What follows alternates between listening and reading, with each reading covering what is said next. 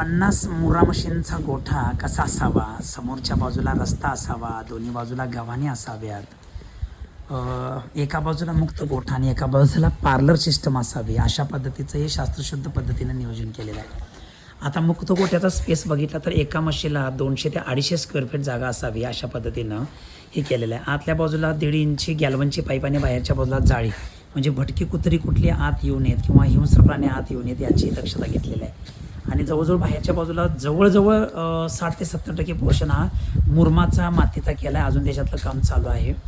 पायात कॉन्क्रीट टाकलेलं आहे. त्याची या ठिकाणी जर जाडी बघितली तर 4 इंचाची ठेवलेली आहे आणि स्लोपिंग जवळजवळ 1.5 ते 2 इंचाचं ठेवलेलं आहे. या बाजूची गव्हाण बघितलं तर चारा खायची भिंत ही 2 फुटाची आणि ती 3 फुटाची पुढच्या बाजूची, आणि दोन्हीमध्ये जे स्पेस आहे हा स्पेस 2 फुटाचा ठेवलेला आहे आणि खालून 1 फूट भरून घेतलेला आहे. तर अशा पद्धतीने हे सगळं नियोजन केलेलं आहे. कसं वाटलं कमेंट करून सांगा.